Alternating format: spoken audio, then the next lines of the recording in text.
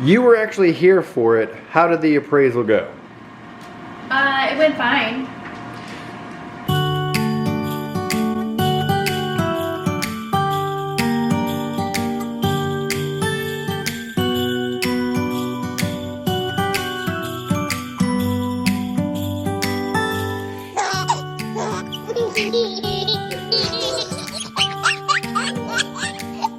I'm glad you scheduled it for 3 o'clock because he actually needed a photo of every single room in the house. Yeah. So I had no idea. The gentleman that did our mortgage for when we purchased this house texted me and he's like, hey, these mortgage rates are really low, and gave me like this huge number. He's like, if you refinance, you're gonna save this much money. I was like, okay, well, it's a no-brainer. Chocolate milk with dinner? Let's just do regular tonight, Lyndle. We don't have any chocolate milk. Yeah, we're all out of chocolate. Let's go get some new chocolate milk? Well, we would have to go to the store and it's almost dinner time.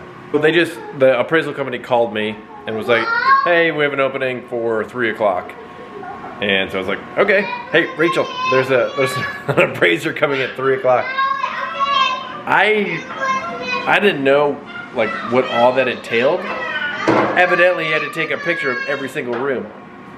And the background noise in every single clip that we film is crazy. The funny thing is, if we decide, or like when we transfer another embryo or two, are we staying in this house?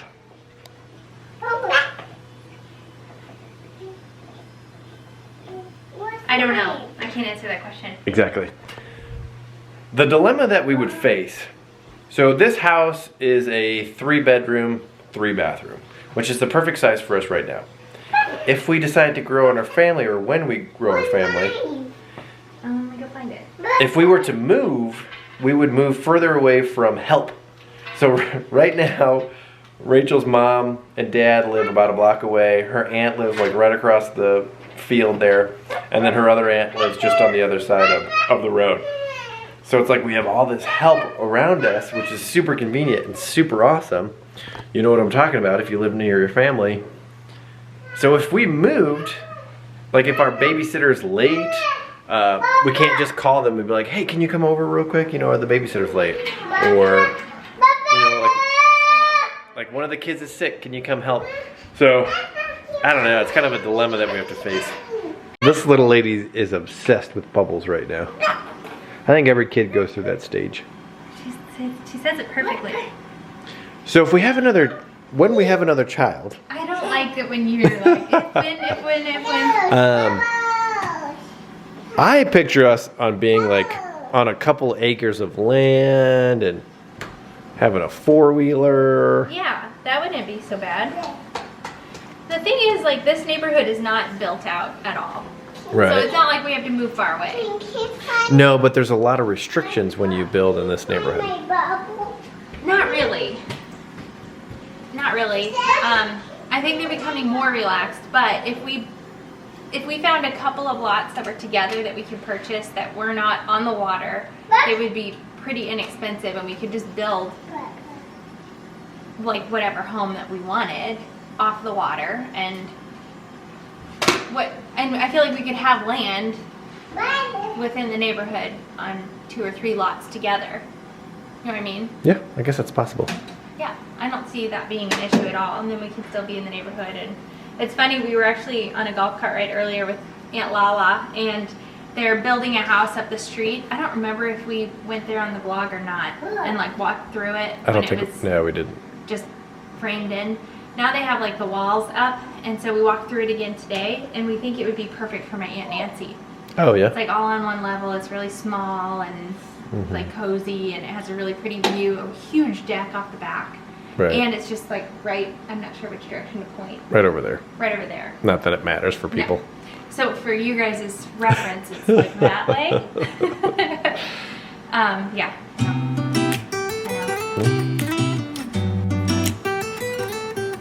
I know. Don't eat it. Bubbles. Bubbles. Oh, hey, Bubbles.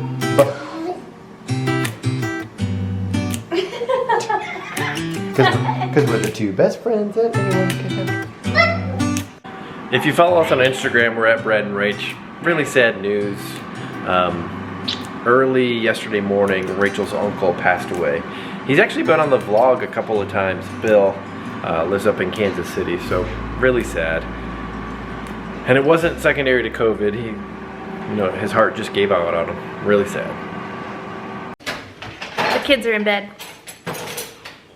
Man, I'm looking ragged. Did you already shower? I did. Very, very quickly. Oh, okay. What was I gonna say? I remember. I was just telling Brad the other day how I've noticed lately I'm not nearly as OCD about keeping the house spotless. Thank God. I think the way I manage my anxiety is to get really busy. Actually, I've been talking to my therapist about that, and she said that's a way that people can mask anxiety is because they become very productive when they're most anxious. And so it's like a good thing because you're very productive, but it's also a way that you can not deal with your anxiety. So I think when I was very, very anxious when I was pregnant with Eloise, I cleaned obsessively.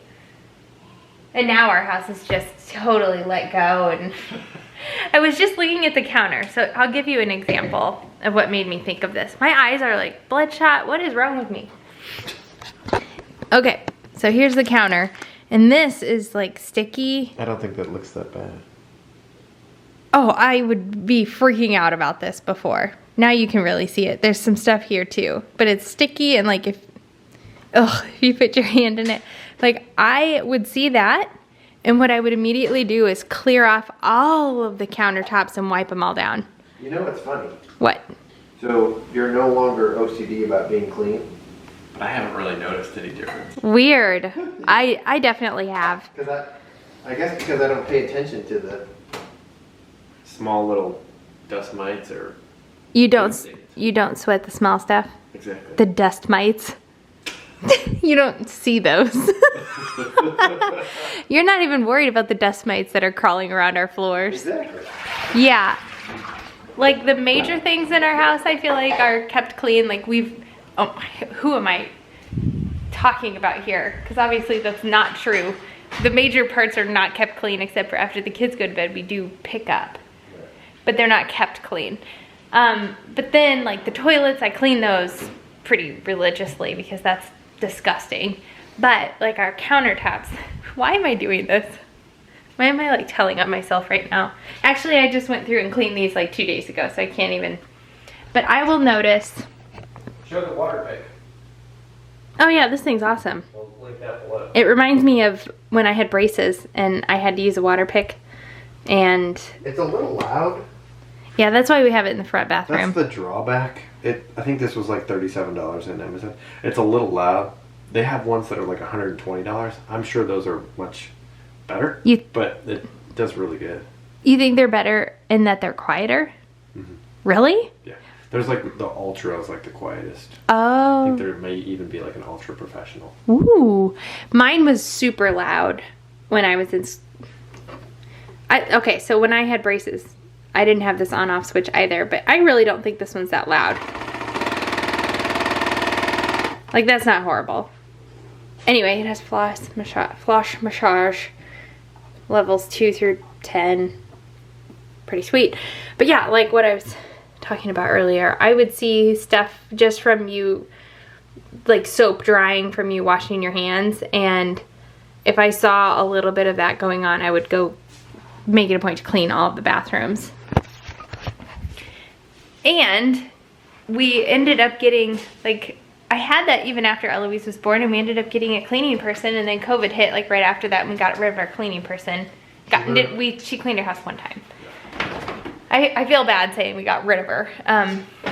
She did it once, and then we have not asked her back yet. So I would have felt really bad if we were one of her regular houses that she cleaned all the time. And I probably would have paid her through the pandemic whether she cleaned or not. Okay. He says okay.